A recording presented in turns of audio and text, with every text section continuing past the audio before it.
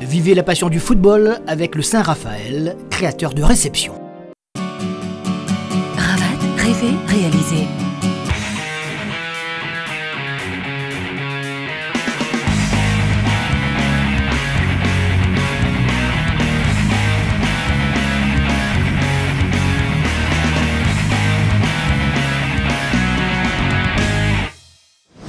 Bonjour, on va vous parler de la 15e journée du championnat de première division. Ce sera dans un instant et on commence par du multisport et précisément de la gymnastique avec le club de Saint-Pierre.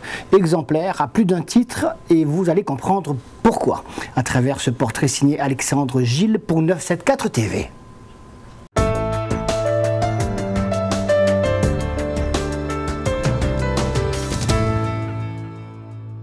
Loin des regards dans le petit gymnase de Terre Sainte, mais aussi loin du faste et des paillettes, le petit club de gymnastique mobilise ses compétitrices pour une action un peu particulière. Bon, on s'est bien entraîné, impeccable.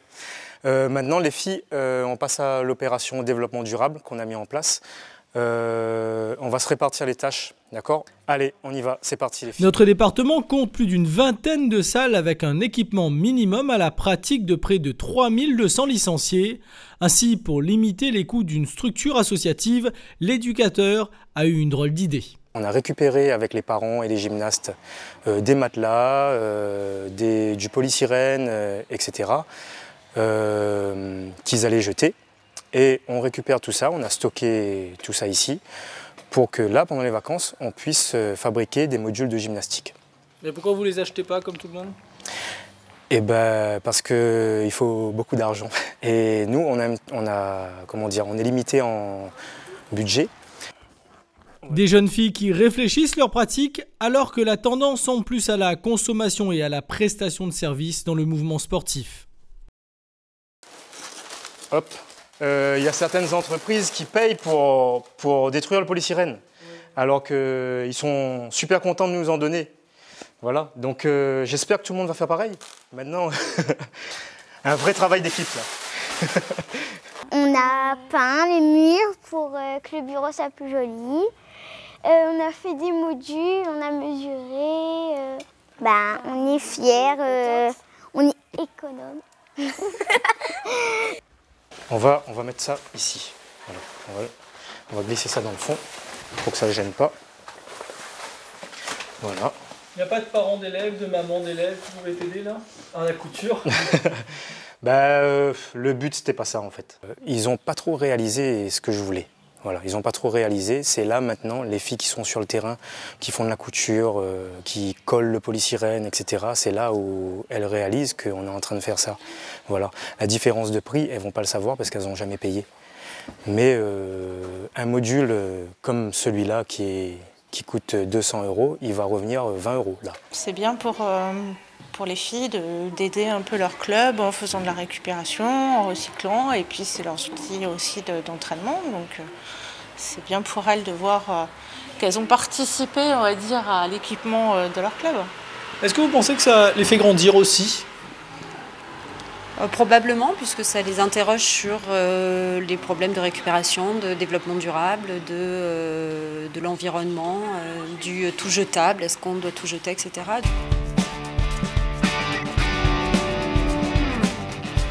Bon indicateur, à la fin de la séance, les jeunes filles ne voulaient plus quitter le gymnase. Être acteur de sa pratique et trouver des solutions pour ne pas gaspiller avec utilité était l'objectif. Des petites actions qui peuvent servir d'exemple et donner des idées. Une certitude, ces vacances sont un succès.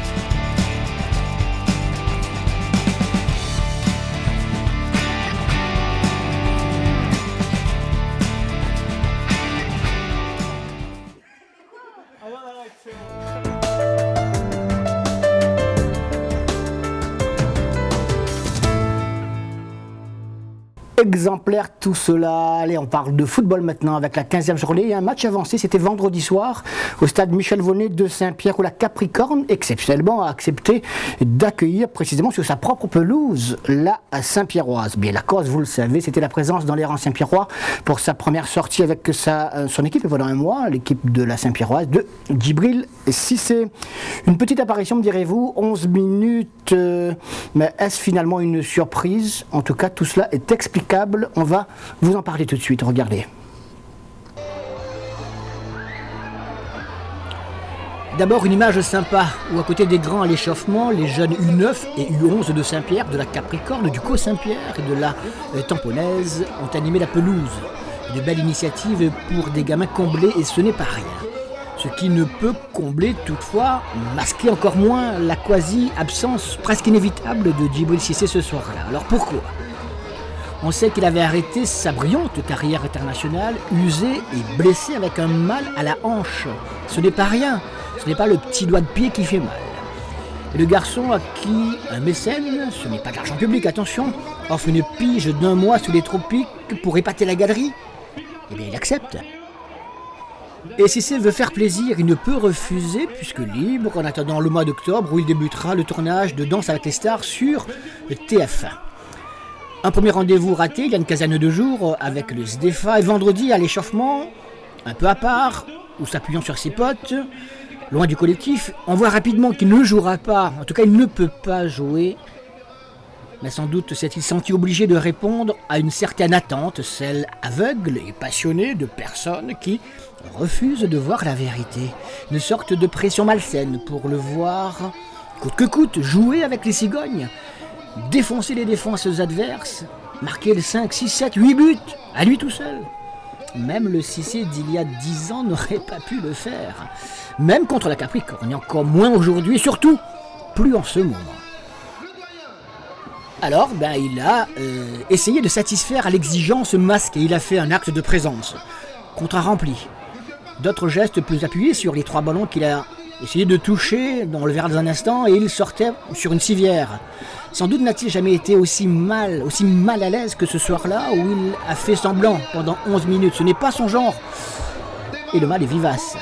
Sa classe internationale et son avenir immédiat sous les feux des caméras internationales lui feront vite oublier ce qui ressemble plus à un cauchemar. Et puis, allez, s'attendre à autre chose relèverait de l'ignorance ou de la malhonnêteté intellectuelle. Et car on ne joue pas avec ses limites physiques, même s'il s'appelle Djibril Cissé. Et personne, finalement, n'a le droit de le blâmer, ce garçon, allez, d'avoir essayé de jouer le jeu même pendant 11 minutes. Pas même celui qui a mis la main à la poche pour régler la note. Un pourboire. Le reste, c'est du rêve, du buzz, et tant pis pour les éternels râleurs qui trouveront vite un autre sujet pour se plaindre, sans même jamais avoir eu à payer 1 euro. 11 minutes, il est parti, et peut-être que l'on verra Djibril Cissé dans une semaine face à la Saint-Louisienne, mais rien n'est moins sûr.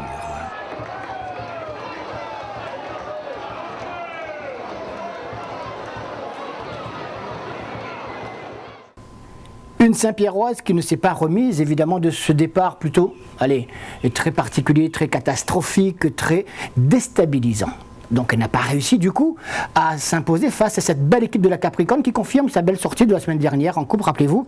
Elle a obligé l'équipe de l'Excelsior, leader du championnat, aux prolongations dans les demi-finales de la Coupe de France de football, tout simplement. Voilà, la Capricorne a résisté, la Saint-Pierroise a échoué, 2 points du match nul, quelques petites actions.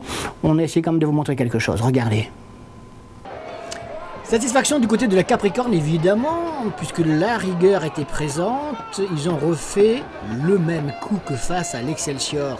La Saint-Pierroise, avec son maillot blanc évidemment, a bien essayé, mais très timidement tout de même, d'inquiéter le gardien capricornais. Le seul qui tentait, et avec un certain brio de le faire, c'était celui-là, Adrien Bord, sur cette frappe qui oblige le gardien adverse à boxer. Accélération d'Ivan, personne à la réception, Saint-Pierre ne domine pas spécialement, il garde le ballon plus, mais impossible de voir déferler comme on le voit sur cette sélection d'images tout de même. Et ces attaques Saint-Pierroises, regardez côté droit avec ce ballon pour Adrien Lecomte. Wilson Grosset était au centre, on le retrouve en seconde mi-temps, rien à faire, on a beau essayer quelques tentatives, là c'est le poteau qui va renvoyer la frappe du Coco d'Or de la Saint-Pierroise. Il lancera ainsi pendant 90 minutes, 0-0 score final. La Capricorne, me direz-vous, elle a réussi très peu à quand même à inquiéter le gardien Saint-Pierrois, même si la défense Saint-Pierroise a su rester très vigilante. Et là, encore une fois, Adrien Lecomte bute sur le goal de la Capricorne. Score final 0-0. Belle opération donc pour l'équipe de la Ravine des Cabris, qui marque 2 points importants qui n'étaient peut-être pas forcément prévus dans son tableau de marche, mais c'est toujours bon à prendre. Lui, il a en tout cas passé une excellente soirée. Il a fait 2 passages sous les acclamations. C'était peut-être lui la vedette d'ailleurs en ce vendredi soir à Saint-Pierre. Ces 2 points du match nul de la Saint-Pierroise ne fait pas son affaire. En tout cas, cela a eu pour effet, sans doute, en tout cas on l'espère pour eux, de libérer et la Saint-Pauloise et l'Excelsior, les 2 équipes qui jouent également le haut de tableau, 2 équipes qui s'affrontaient directement hier soir au stade Paul Gilus Bénard de Saint-Paul. Et incontestablement, c'était bien là l'affiche de cette 15e journée du championnat. Et de ce résultat, on pouvait en tirer quelques enseignements très intéressant. Mais alors, pour autant, l'affiche a-t-elle tenu toutes ses promesses? On va essayer d'y répondre. Eh bien, on va tout de suite dire oui. Et on va essayer de vous le prouver à travers les images que nous vous avons ramenées depuis ce stade Paul Gilus Bénard de Saint-Paul, avec à gauche les Saint-Joséphois Éric Faro et à droite Gérard Hubert, les Saint-Paulois. Les 2 capitaines pour la poignée de main, les 2 coachs, vous les connaissez également, Jean-Sébastien Jaurès à droite pour la Saint-Pauloise et Bernard Mahmoud pour l'Excelsior. Et un coup d'envoi où on verra cette équipe de la Saint-Pauloise se mettre en premier en action avec ce ballon qui flotte devant la défense de l'Excelsior. Et finalement Razolofo pour cette frappe de la Gourde qui passe à côté des buts de Botta. Tiens, Botta, il a retrouvé, en ce qui me concerne tout au moins, qui n'avons pas fait des images de cette équipe de l'Excelsior depuis longtemps, il a retrouvé son poste de titulaire dans la cage Saint-Joséphoise, la cage de l'Excelsior, et c'est Saint-Paul à nouveau que l'on retrouve à attaquer, et face à face, victorieux cette fois encore pour le gardien de l'Excelsior, comme quoi on s'attendait à ce que l'Excelsior prenne les choses en main. Eh bien pas du tout, en ce début de rencontre, ce sont surtout les Saint-Paulois qui se mettent en évidence. Et pourtant, me direz-vous, tout au long de cette première mi-temps, quelque peu équilibré, malgré les 2 actions que nous avons sélectionnées pour vous, au bénéfice de la Saint-Paulois, ce sont les joueurs de l'Excelsior qui vont ouvrir le score à la 42e minute sur cette tête un peu lobée, smatchée, lobée comme vous voulez, de Giovanni Sangoro sur cette longue touche du côté droit. L'Excelsior, à 3 minutes de la pause, marque un but important et mène sur le terrain de l'adversaire. L'adversaire Saint-Paulois qui avait retrouvé quand même, quelque part, un certain jeu, une certaine agressivité dans le bon sens du terme. Regardez cette tête au milieu de paquet de joueurs de Giovanni Sangoro, exactement comme il le faut. C'est pas le fait du hasard.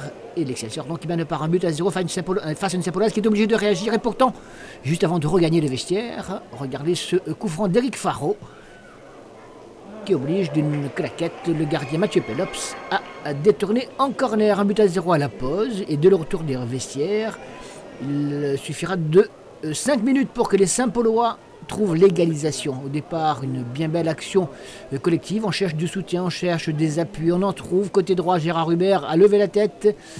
Il a la possibilité de le mettre au 2e poteau pour Tchalachamba, qui remet pour Ludovic Lagourde pratiquement sur la ligne de but.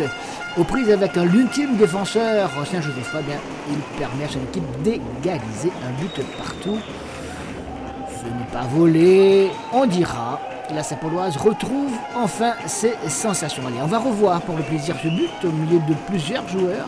La remise de Siala Chamba.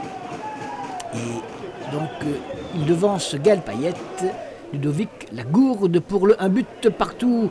Une fin de match qui sera très animée encore. Faute ou pas faute, toujours est-il que l'arbitre n'a pas sifflé, n'est pas intervenu. On va retrouver cette équipe de l'Excelsior à l'attaque avec une bien belle occasion à la suite de cette longue touche à nouveau.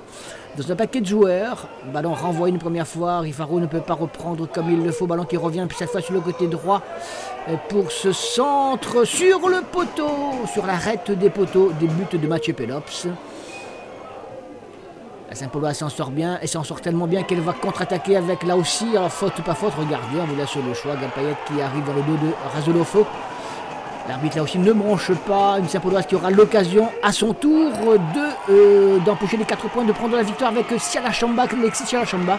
Et c'est Bota, encore une fois, qui se montre très perspicace, très présent sur cette action.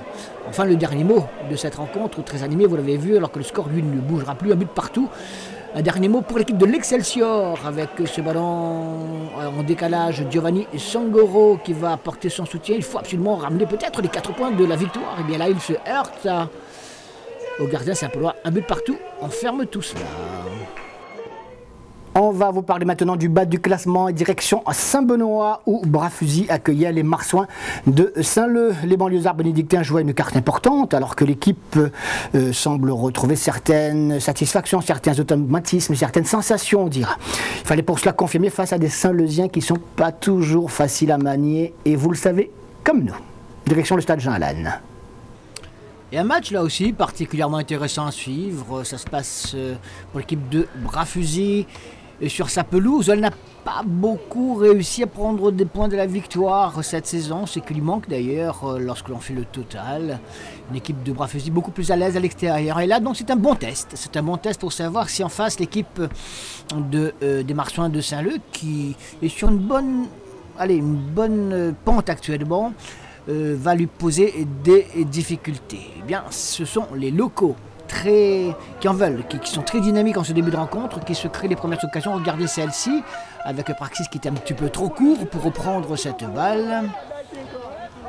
Un ballon qui va être à nouveau récupéré par l'équipe bénédictine, non pas sur cela, parce que ce tir de Urbain, lui, va obliger le gardien Turpin, le gardien de Bras-Fusil, à s'interposer. Je vous parlais donc d'une deuxième occasion pour l'équipe de Bras-Fusil en ce début de rencontre. Regardez cette balle d'ouverture de Rivière. Pour Rolian, on l'appellera Rolian, et c'est Praxis qui marque le but de l'équipe de Bras-Fusil. Seul, il reprend le centre de Técher. Un but à 0, les Bras-Fusil ne pouvaient pas mieux débuter cette rencontre. Ils sont bien placés sur le terrain, ils en veulent, ils font preuve de beaucoup de dynamisme. Regardez, ils sont sur l'ombre même, là, ils peuvent trouver plusieurs solutions, alors que la défense des Marsouins est un peu en retard sur ce coup-là. Et Bras-Fusil va fort bien jouer avec ce débordement côté gauche pour un centre. On croit au deuxième but de cette équipe de Bras-Fusil. Eh bien pas du tout. Cette frappe de cerveau est détournée du bout des doigts par Veketasala. Allez, un geste important, on le verra tout à l'heure, vous comprendrez mieux pourquoi. Puisque le Bras-Fusil mène par un but à 0. Là, ça aurait pu faire 2 buts à 0. Il n'en est rien. Les Marsouins subissent un petit peu cette rencontre jusque-là et vont à nouveau se faire une grosse frayeur avec cette ouverture sur le côté droit, ballon qui est récupéré par l'attaque bénédictine pour cette frappe au premier poteau. Et encore une fois, Veketasala à la parade. C'est lui qui fait de la résistance. Tout cela score à la pause de un but à 0 pour l'équipe de Bras-Fusil, alors que les Marsouins de Saint-Leu ont une belle occasion avec ce ballon détourné par Turpin une première fois, puis une deuxième fois. Là aussi, il fait de la résistance. Turpin, il aurait pu, s'il n'avait pas détourné cette balle, mettre en difficulté ses partenaires. On termine sur ce magnifique coup franc de Bertil qui a bien failli surprendre Veketasala. 1-0, je vous le disais à la pause pour l'équipe de Bras-Fusil, ça va très bien. Eh bien, ça va un peu moins bien quand même en cette seconde mi-temps, à la suite d'abord d'un premier avertissement sur ce coup franc situé sur le côté gauche. Un coup franc botté par Urbain, le métronome de cette équipe saint-leusienne. Une reprise qui passe à côté, même s'il y avait une position de hors-jeu qui avait été signalée. Bras-Fusil, encore l'occasion, pourquoi pas, de faire le break, de marquer ce deuxième but. Regardez, côté gauche. Et finalement, Técher ne peut pas reprendre ce centre de Bertil. Et bien la réaction de l'équipe des Marsouins va finalement arriver. Les Marsouins qui ont occupé mieux à ce moment-là le milieu de terrain, ils étaient quand même collectivement légèrement supérieurs à cette équipe de Bras-Fusil qui ne réagissait que par à coup.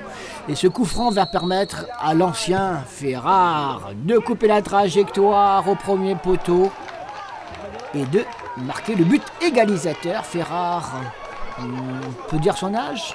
Non, allez, plus de 40 et quelques années. Toujours solide au poste et en plus décisif sur cette action. Bravo, M. Ferrard. Et sur ce coup franc botté par Urbain, il coupe, il devance les défenseurs de Bras-Fusil pour l'égalisation méritée de cette équipe de Saint-Leu. Dès lors, les Marsouins vont prendre le match à leur compte. Urbain, distribution sur le côté droit pour Sophie qui va chercher une solution pour un centre. Il y a à la réception Zami. Ça fait 2-1. Renversement total de situation. Les Marsouins de Saint-Leu prennent l'avantage et mènent par 2-1. Et pour avoir vu le match, je puis vous dire que ce n'est pas immérité. Les Marsouins jouaient beaucoup mieux à ce moment-là. Ils ne sont finalement que récompensés de leur abnégation, d'avoir cru en leur possibilité de revenir et d'inverser surtout ce score. Coup franc pour l'équipe de Bras-Fusil qui maintenant doit absolument marquer pour essayer au moins de limiter la casse et d'égaliser. Ce coup franc de Bertil retourné, détourné par Vektasala. Cette frappe que Rolian Tescher ne parvient pas à cadrer. Bras-Fusil va se créer ainsi plusieurs autres occasions. On va rester sur cette dernière occasion avec Berthier le départ de l'action. Cette fois, on croit à l'égalisation, mais il n'en est rien. Vektasala est encore là et ça fait au final une bien belle victoire de l'équipe des Marsouins sur le score de 2-1 à Saint-Benoît, ce qui met un peu dans l'embarras l'équipe de Bras-Fusil. Ce n'est pas fini, cette 15e journée, la suite cet après-midi. Eh bien, on regarde les résultats enregistrés déjà à cet instant et puis on vous parle des matchs de cet après-midi. D'abord, les résultats qui sont tombés jusque-là. Saint-Pierroise, Capricorne, vous l'avez vu, 0-0. Saint-Pauloise, Excelsior, en but partout, vous l'avez vu. Victoire des Marsouins à Saint-Benoît face à Bras-Fusil, 2-1, vous l'avez vu également. Et puis 2 buts partout de Petite-Île à Sainte-Marie. Les Petite-Îlois ont longtemps mené par 2-0. Sainte-Marie limite la casse, 2 buts partout au score final. Et puis la Saint-Louisienne a battu la Jeanne d'Arc sur un score de 1-0. Le CFA jouera cet après-midi au Stade de l'Est, Jean-Yves Oula face à l'USB. En deuxième division régionale. Regardez les résultats qui sont déjà tombés. La victoire 7-4 de Monaco aux Avirons. Le Co Saint-Pierre qui met un coup d'arrêt à la JS Ouest, 2-1. Sainte-Suzanne stoppé également dans son élan à domicile 0-0 face à la F Saint-Louis. Le Saint-Denis Football Club qui repart dans le bon sens de la marche, 3-0 face à la Ligne Paradis. Piton Saint-Leu avait déjà joué il y a quelques temps face à l'Auxalopar, 1-0. Et puis cet après-midi, 2 autres rencontres, 3 bassins. Le co-leader Saint-Philippe et Cambois entre deux.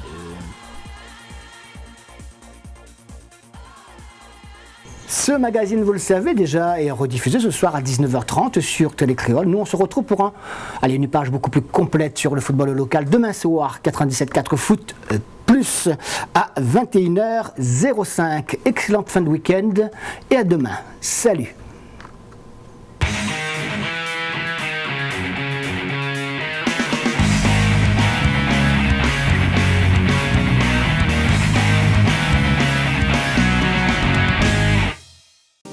Vivez la passion du football avec le Saint-Raphaël, créateur de réception. Ravat, rêver, réaliser.